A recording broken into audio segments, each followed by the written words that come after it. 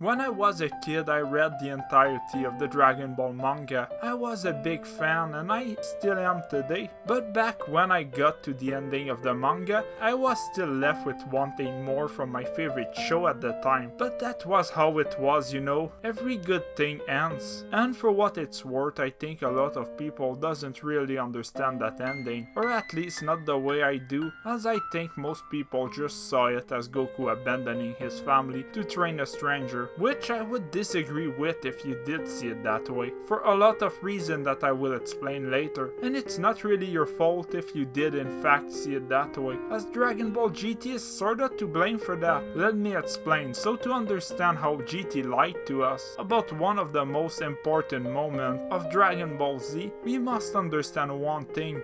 I don't know how many years this is gonna take, but I promise I'll visit you guys. Thank you for understanding. But we don't understand! You're leaving for good? Well, sort of. Sort of? Not again! GT had an almost impossible task to complete. The task was to continue from the ending of Z without the original creator making the story, to create something new, something good. And even if you're someone who really liked GT, you got to agree with me on what I am going to say. The only reason why we think Goku abandoned his kid and friend after the end of Z until the start of GT is because GT tell us Goku did. You can't go! That's not fair! What am I gonna do without you? Hey, Ben, it's okay. We'll still get to see each other now and then. Grandpa's gonna come and visit you.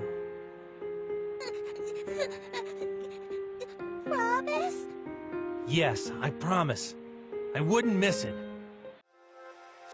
At the start of the show, Goku is shown that during the time he trained Oob, he didn't spend any time with any of his family and friends, not even once during that time skip, which was 5 years. 5 whole years without him seeing his family or friend, and none of them trying to see him either, which made no sense, as even Pan as a child could fly all around the earth in no time, and the other Z fighter are even faster, and they can sense Ki. Like anywhere he is, they can sense him and go to him before I finish that sentence. But they still didn't, which is dumb, because you can't honestly tell me that Vegeta, out of all people, never came to see Goku, not even once. That make no sense. Plus, in one of the volume release of the last chapter of Z, a line was added to Vegeta of him saying he was going to train and then take on Goku at some point. Well, the training part is kinda implied. Plus, the Earth in DBZ always has bad guy coming from all over the universe to do evil stuff. But in the time between Z and GT, you tell me no evil guy or monster of sort came to Earth? None?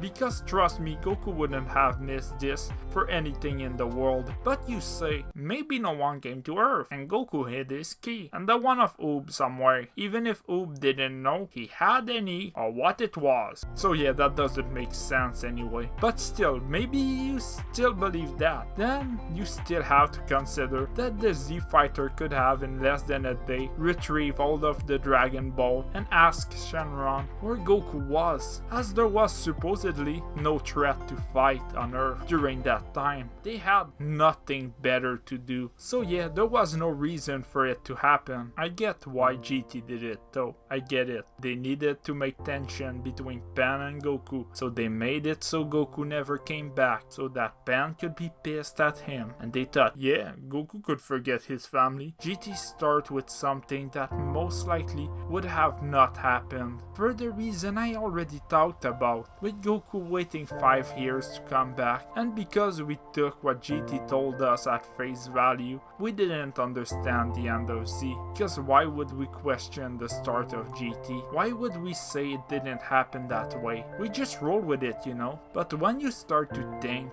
it doesn't make sense now, does it? Goku would still be here, he would still spend time with everyone. Hell, he even told Gohan that he is going to see them from time to time. He literally says so. I don't know how many years this is gonna take, but I promise I'll visit you guys. But still, maybe I am wrong. Maybe like GT I didn't get that ending. But one thing I did get is that Goku wouldn't have disappeared after taking Oob. Like I already said, he said himself he wouldn't before taking off. And even if you tell me Goku would have disappeared from his friend's life because he forgot or something, it's impossible for you to tell me none of them would have gone to see him, that Chi-Chi wouldn't have, or Vegeta. That made no sense, and even less that they couldn't, as you would have to tell me that none of his friends could sense Oob's ki, when they almost all can. And don't give me the God Ki shit. GT had no idea about it, and Vegeta can sense it, so does other people like Whis or Beerus, all of which could have been asked by Goku family and friend where Goku was. Plus, yeah, Vegeta himself said he wanted to fight Goku again. He at least would have come to see Goku at some point, so I call bullshit on GT. Look, you can like GT, you can think it's really good, this video is not about that, but that the first episode lied to us. It lied about the end of Dragon Ball Z, and I get why, like I said, but the reason why they needed to create conflict in the show is not good enough for me. Like, was there really no other way for Pan to be pissed at Goku at the start of the show? It's just kinda too lazy for me, you know?